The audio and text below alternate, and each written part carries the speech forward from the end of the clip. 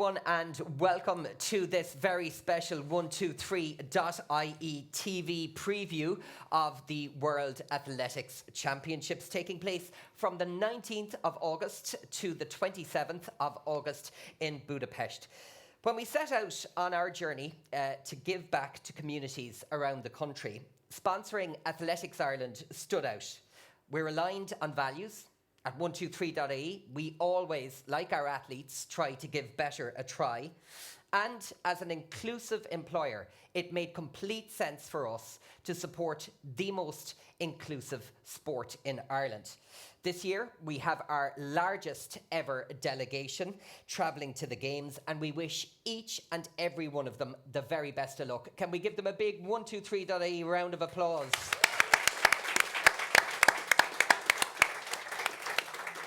Just to temper the conversation and keep it realistic as well, these medals are very, very hard to come by at World Athletics Championships. Let me put that into context for you. In the last 40 years, we've had 6.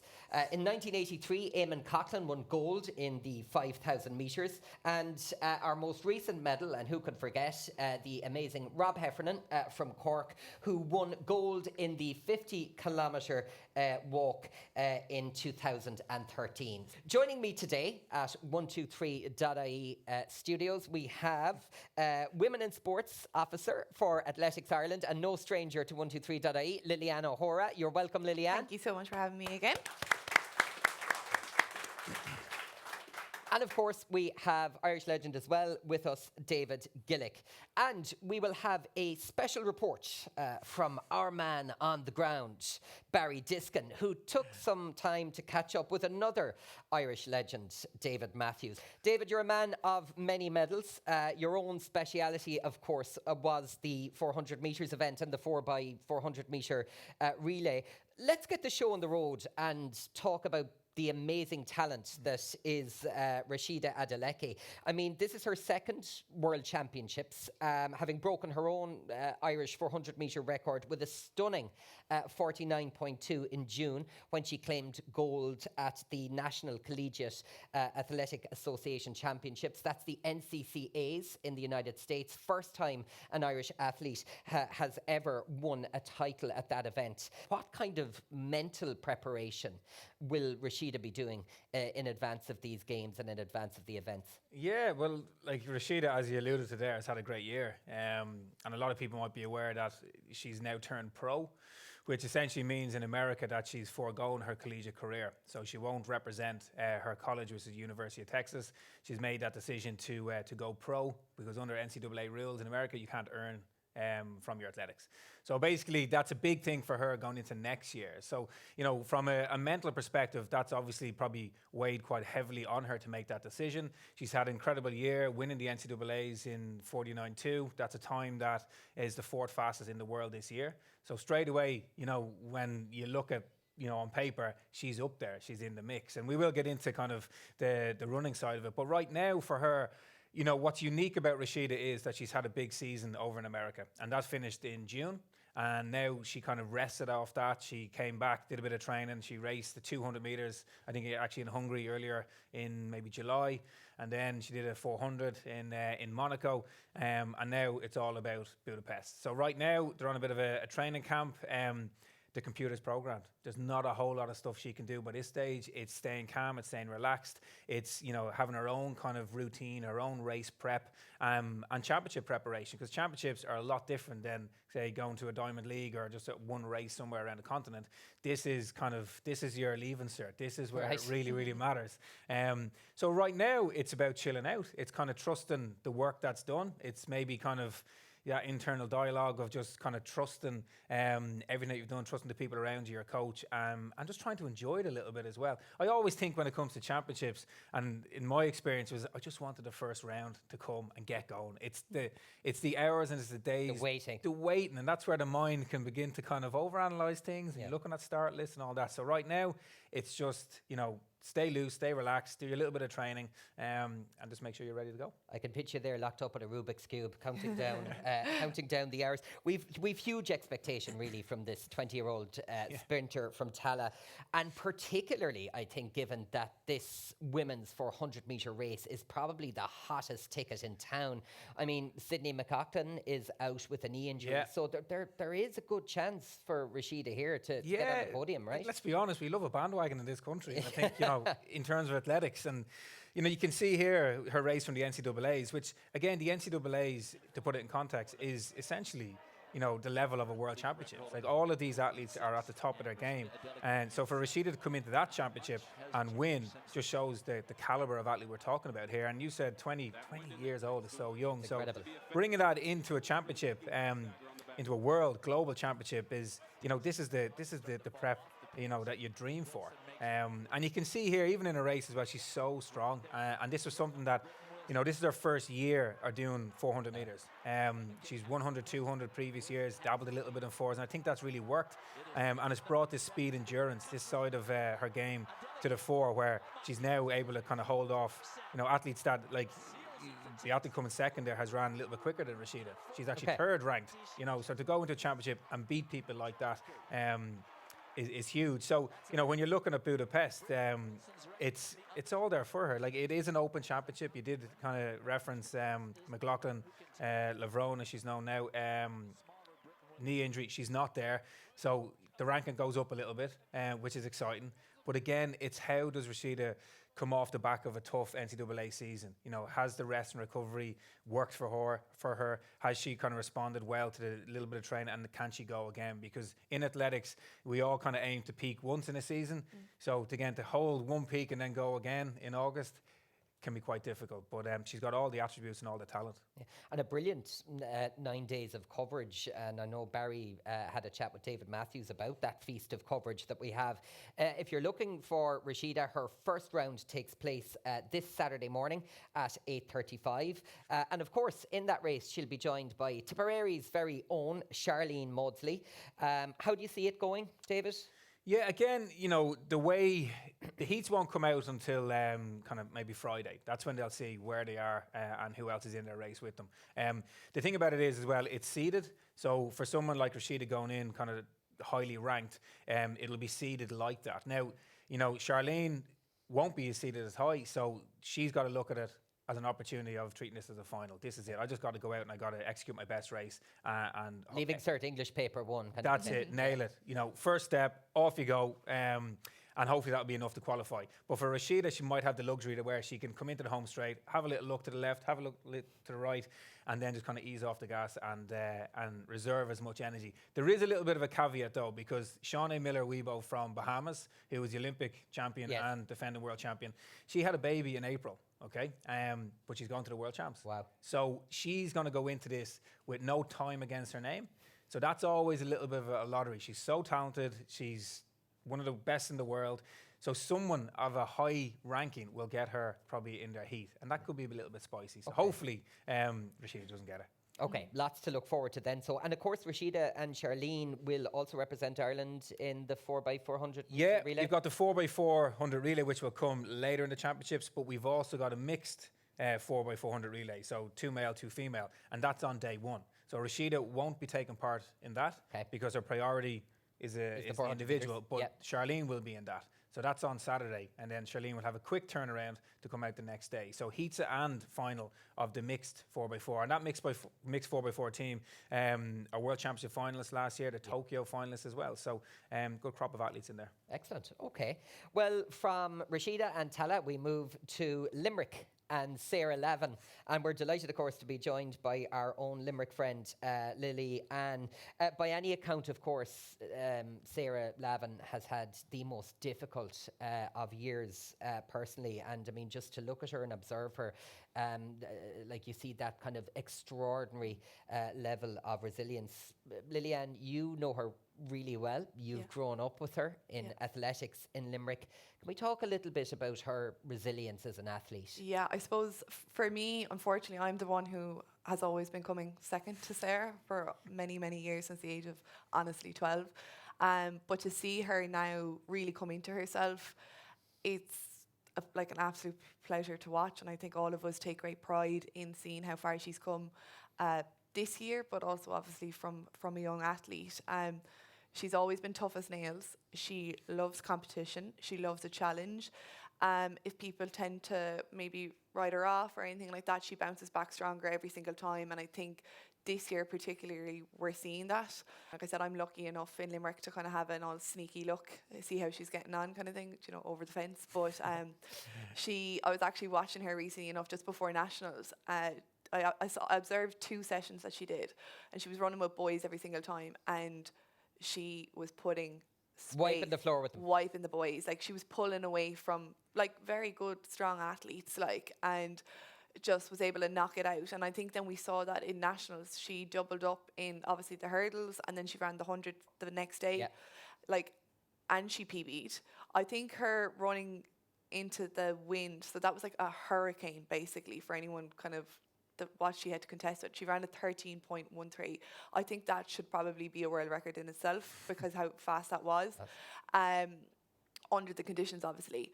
But then even then going in the next day to run the 100, she had 3 rounds in her legs, 3 warm-ups, plus the hurdles warm-up the day before and the hurdles race. Oh, and then we also got called to the line, or we thought we were going to have heats in the hurdles. So at this stage on Saturday, Sarah has essentially 3 runs in her legs, plus then 6, and yet she comes out with a PB Against a hurricane. Exactly.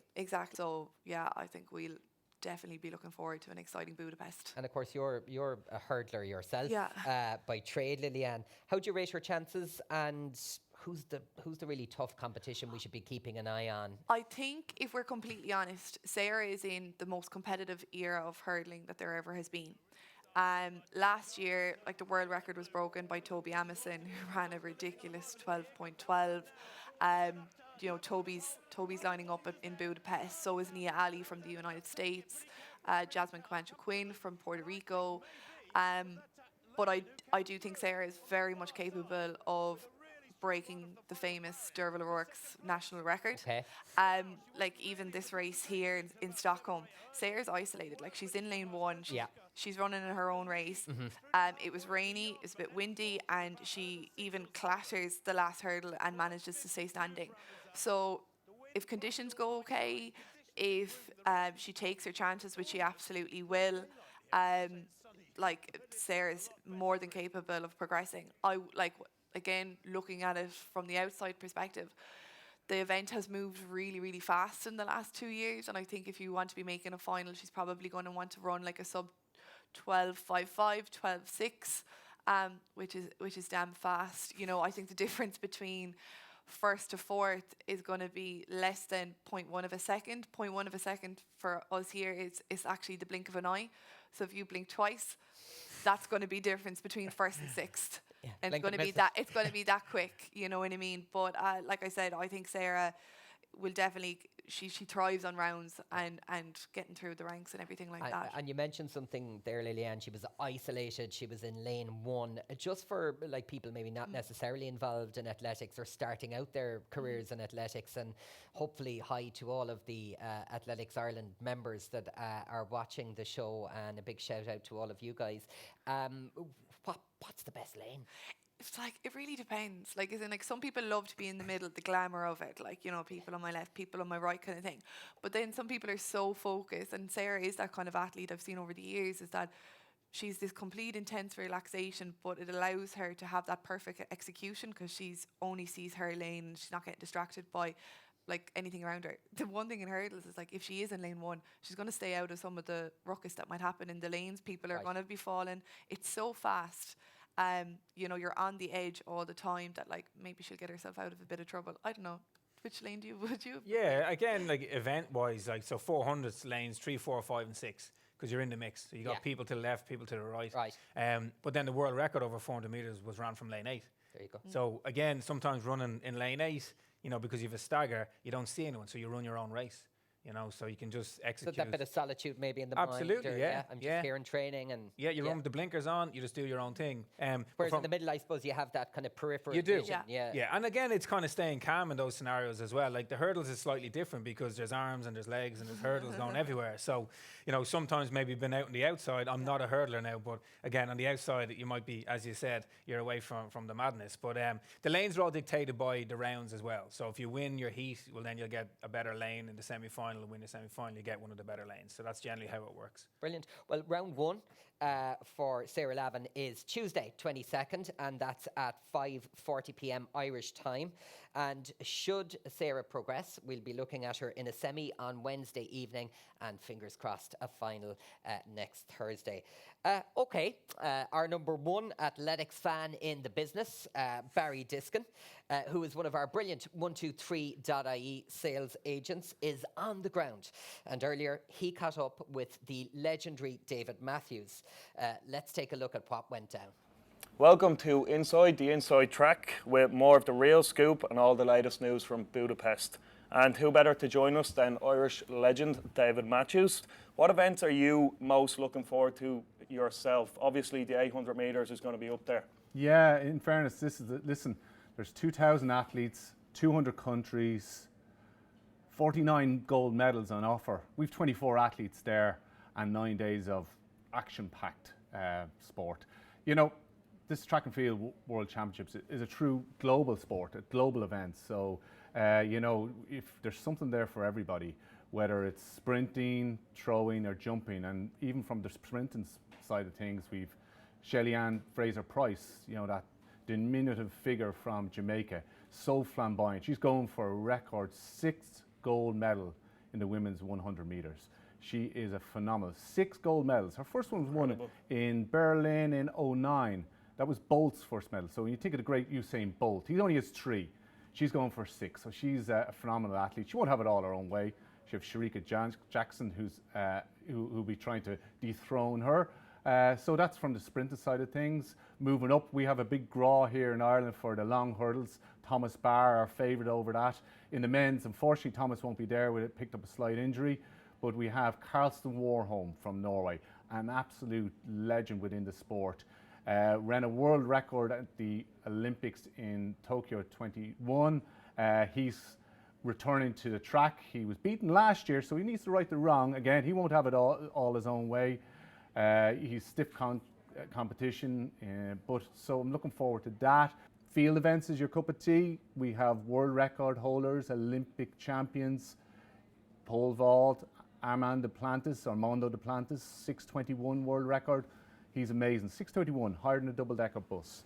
Incredible. Triple jump, Yulima Roas from Venezuela. She's jumped 15:74. Well worth a watch. And finally, the real strong people as well. Ryan Krauser in the shot put. He's thrown over 23 metres. And our own Eric Favors is in the shot put too. So listen, we haven't even spoken about walks, marathon, all the throws and jumps, and not to mention the relay. So listen, if there's something there that doesn't catch your fancy, Barry, you're goosed. With all these sort of young upcoming athletes, I think it's more than fair to say that we've seen a huge growth and interest in athletics over the last number of years in both track and field events, as you mentioned, and some huge performances with national records now regularly being broken.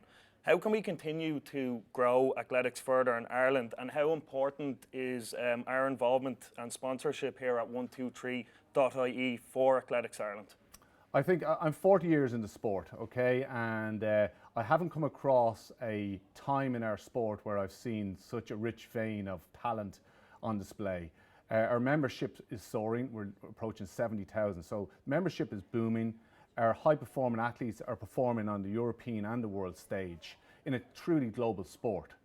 Our pipeline, I think, targeting our schools, because there is Rashida's, there is Ciara's, there is Case O'Connor's out there in our schools. Maybe a targeted program in our schools, a track and field event like that can unearth this talent amongst us. But there's no doubt that the partnership with 123.ie and Athletics Ireland is a match, or would you say a race made in heaven, and the fruits are there to see. So it's a very, very, very positive outlook, and the pipeline is so strong. Brilliant, brilliant. Look, thanks so much for that insight, David. Back over to you, Anthony. Okay, thanks, Barry. I'd nearly pair you guys up for a Gogglebox special on these championships, having seen you have a chat as well before we kicked off the show. Ciara McGeehan, who is one of our 123.ie ambassadors. Yay. Ciara's going to head to Budapest full of confidence, having smashed Sonia O'Sullivan's long-standing national mile record last month with an incredible 4.1458. She's definitely one that we'll be watching out for, as well as Kate O'Connor, who is another one of our 123.ie ambassadors. David, coming to you.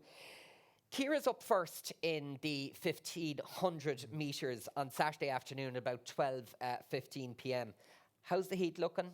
How's the competition shaping up? Yeah, again, like you're talking about one of our athletes who has had a tremendous season. You know, again, she's run in the Diamond League, as you see here. She's, again, some of the best in the world. Faith Kipyegon from Kenya has broken the world record over 1500 and mile, of which Ciara was in those races. So in this scenario, there's a pacer, so you can see how far Kipyegon is ahead here, and everyone else is kind of just on that train and just going as fast as they can. And essentially, you get pulled around for fast times, and that is what happened with Ciara. She's off the back of last year, where she had a great season. You know, a 3:56 over 1500, and obviously getting a couple of medals at both Commonwealths and the European Championships. But this is a sort of level we're looking at here. So when you say competition, Faith Kipyegon is going to win the Worlds unless she falls. Okay. Okay. It is a fight for all the minor medals. Heard it here first.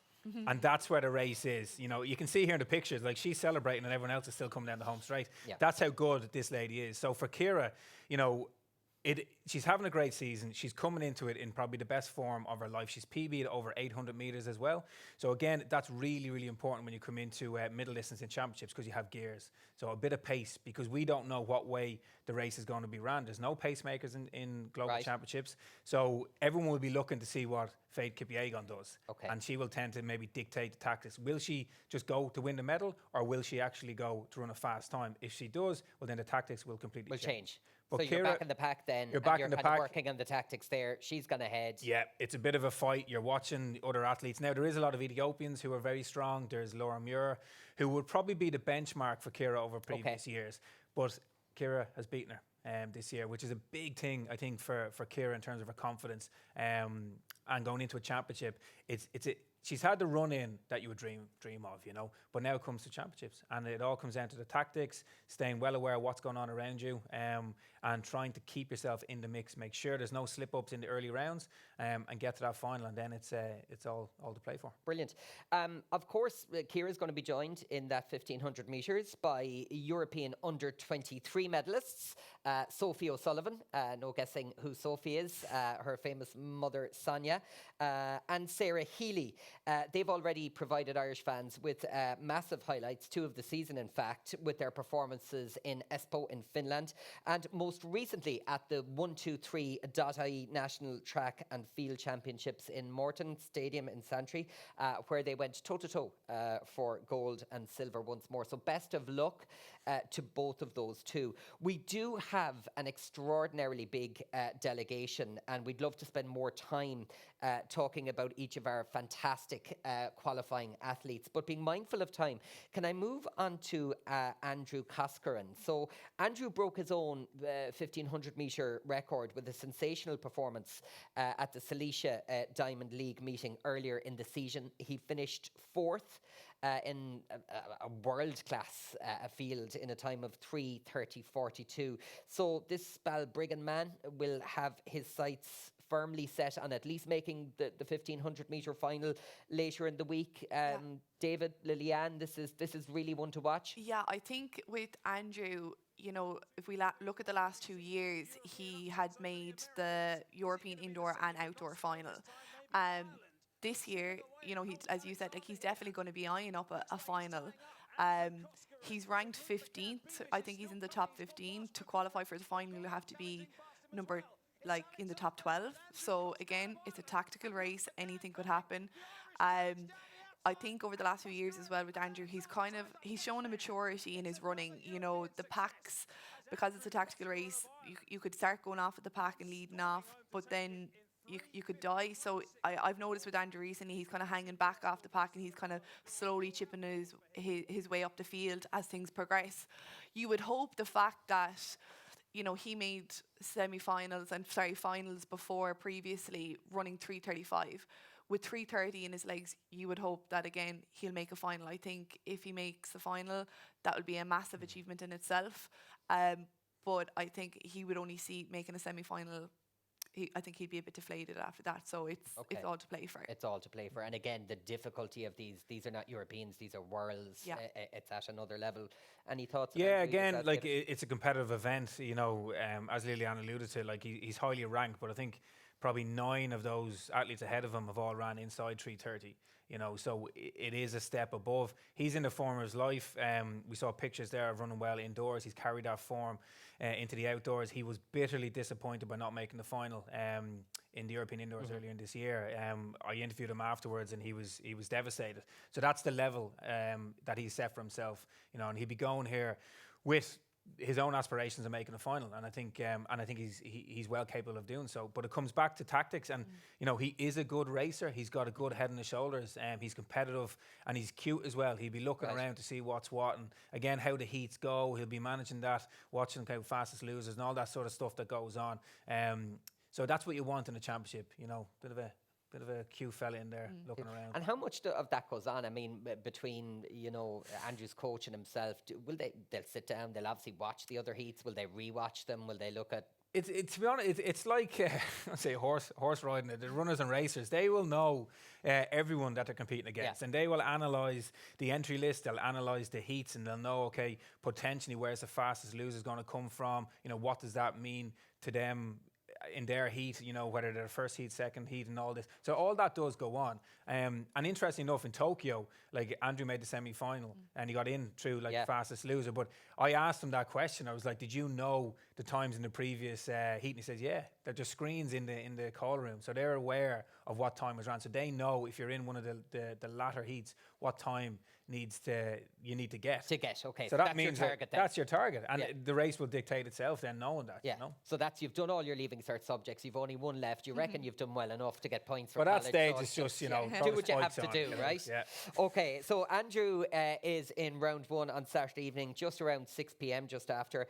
If he progresses, that semi-final, which we hope he gets to, will be on Sunday evening with the final, fingers and toes crossed, on Wednesday. Lastly, today we're going to look at Brian Fay, and when I say lastly, by no means least. The Dubliner produced the absolute race of his life, I think it could be said, to finish second in a massive top quality field last month, crossing the line in a time of 13:01:40. To break the record, by the way, another national record breaker here, to break the record of Alistair Cragg, which had stood since September 2011. So Brian runs out in round 1 of the men's 5,000 metres at 6 p.m. on Thursday. For a novice like me, Lilly-Ann, and maybe for other people who race in different field and track events and mightn't be as clued into this one, how would you describe this kind of a race, the 5,000 metres? I mean, it's not a sprint, it's not long distance, it's somewhere in between. For me, it's definitely long distance. I ran on a treadmill yesterday for a minute and I actually thought I was going to have a heart attack. So it's definitely long, but in fairness, with Brian, like, he's had an incredible season and everything like that, and I think it shows how far he's came over the last few years. I was actually speaking to his strength and conditioning coach, Ger O'Donnell. He's involved with a lot of the Dublin Track Club, and you know, there's a robustness now to Brian as well. Like, he's after taking, I think, 20 seconds off his PB from last year. A lot of people would think that that's probably from just flogging himself training really hard, high intensity stuff. But in fact, it's actually just a consistency of staying in one piece, under the guidance of Ger and Phelim, to be able to sustain that level of training day in and day out, and be able to chip away. And I think when you have that consistency, that breeds confidence. And it is going to be a hard task for Brian, definitely. I think, again, to make a final, he's going to have to run his PB. But again, if we look at tactics, anything could Anything happen. could happen. The race could go out pedestrianised and everything like that, and then all of a sudden they'll all be going off like the clappers near the end. Like, but again, it's hard to And kind you have to be ready to adapt to that on the day, right? Yeah, exactly. But again, I think if you look at the likes of Andrew and the likes of Brian Fay, you know, there's strength coming into their running now. And I think, again, for Brian, he'll be trying to hope that he's probably one of the top Europeans in there. It's going to be a race dominated by the Africans. So if he's kind of ranked high up with the Europeans, it would look very well for next year. Brilliant. Going into Rome and everything like that. Like, so, all to play for. All to play for. And like the interesting point as well regarding next year, David, how do you assess Brian's chances? Again, I'd second everything Lilly-Ann said. You know, he's an athlete that is in the form of his life, running the fastest times. Confidence is a massive thing with Brian, and I think going into a championship with the times that he's posted this year and also the athletes that he's beaten, you know, confidence is huge to him, and that's what's required when you go into championship, when tactics are at play. You know, backing yourself to make that go, make that gap, and you know, go like the clappers, as Lilly-Ann said, because that's what's required. Because you could have a massive burn up in the last 200 meters, you know, essentially a sprint. And you have to be in the mix and ready to kind of go for it, because that could be the difference with qualifying and not qualifying. But I think the way he's running this year, he's got absolutely nothing to lose. You know, 13 minutes is so fast. You know, you relate that to any park runners out there. That's 13 minutes going around your local park run. It is super, super fast. But in saying that, it's very competitive at this level, and there's a lot of people sub 13. So like Brian's just got to be top of his game. He's got to be aware of what's going on around him and make sure that he's constantly in the mix and watching and making sure that he's high up the pack, because if there is a break, if there is a drop of pace, he's got to make sure he's in that mix. Okay, brilliant. So that's Rashida, Sarah, Ciara, Andrew and Brian. I couldn't let you guys go without putting you on the spot. Looking for a couple of predictions here. You can go first. Oh, ladies first, I suppose. Predictions in terms of performance-wise, I do think Sarah Lavin's going to break Derval O'Rourke's national record. Great. And that'll be, I think, a brilliant thing. Rashida probably is going to break another national record. It is what I could imagine. Medals? Are you going to call it a medal? You mentioned it, so I'll throw it back to Throw him. it back to David there in the medals. Medals, yeah. I think, like, look, on paper, it's probably the strongest team we've had in terms of medals for years, and you alluded to that at the start. One medal? Yeah. Colour? When you say one medal, who are you thinking of? Rashida? I think if I was to look at, I think Rashida is probably our best shout for a medal. I would say... You're looking at me. I don't know. Of course, it's 10 years since we got any medals, so we'd be delighted to. See, this has have been one of our recorded, athletes so I got to get it right. This has been recorded. I do think, though, because it's championships, anything can happen. You know, you know, with rounds, with, you know, various seasons, performances, the weather, the conditions, everything like that, you do hope it'll bode well for our Irish athletes. Get off the fence. Get off the hurdle. Yeah. So like David, I do think there is scope there for a medal. We're optimistic. We're very optimistic. Okay, well, I'll say Rashida to nick a bronze. To nick a bronze. Okay, I think we can give a round of applause for that, guys. We take that outcome. Okay, so that's it from 123.ie TV on this World Championships preview. A feast of action from the 19th to the 27th. At 123.ie, no different to our incredible athletes, as I said at the outset, we're always here to give better a try. We hope that you enjoyed this preview, that you found it valuable, and feel the positivity and the optimism coming from both David and Lilly-Ann. A special thanks to you both. Equally a special thanks to David Matthews, who spoke to Barry earlier, and of course, all of the team in Athletics Ireland. That's it from us. Enjoy the championships, and best of luck, Team Ireland. Go for it.